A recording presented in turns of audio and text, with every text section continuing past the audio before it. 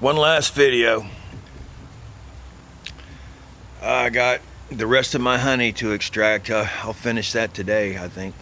I might pull some more boxes, but running out of warm weather. So I wanted to take you in here and show you that my wife's making soap just for a minute.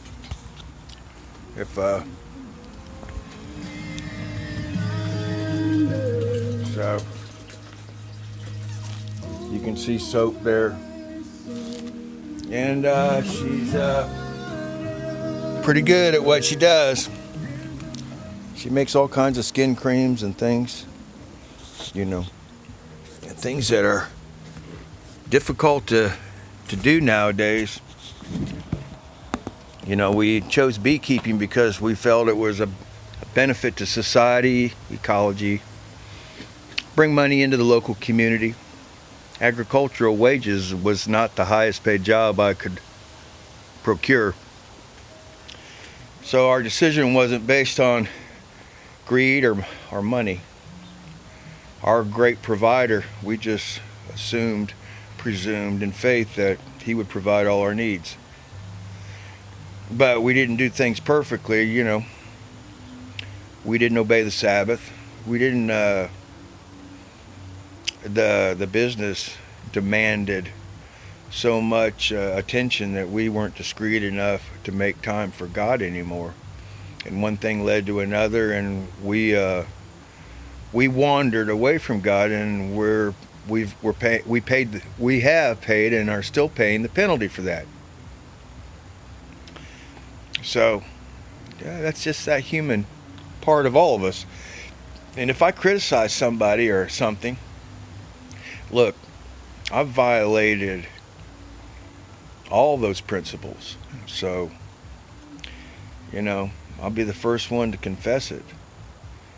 And the day's coming when, some of my confessions before, will increase. Because I don't want to, patronize anyone. As if I know anything at all. Quite frankly, I don't even know what I ought to know.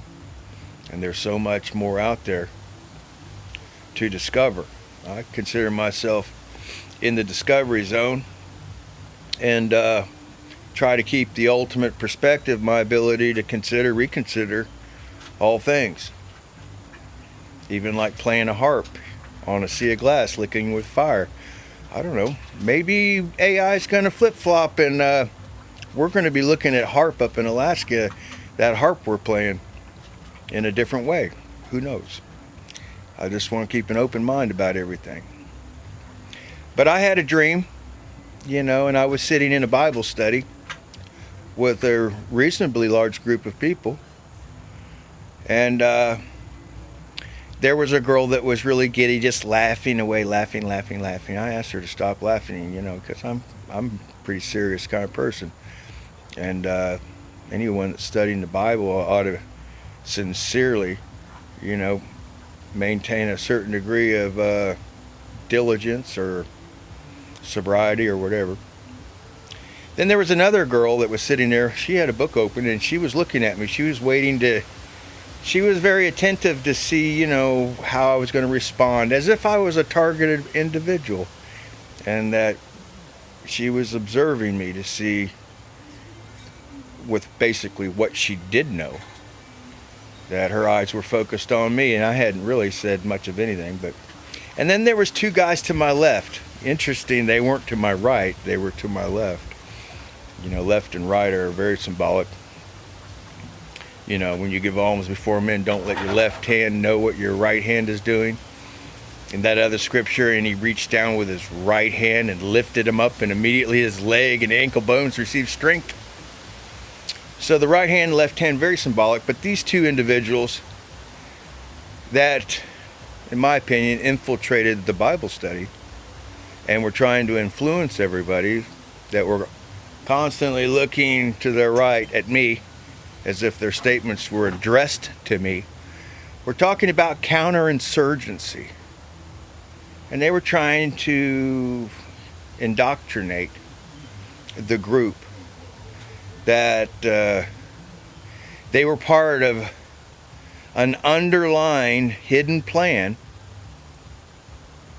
to incorporate others' greater support and affiliation to rooting out in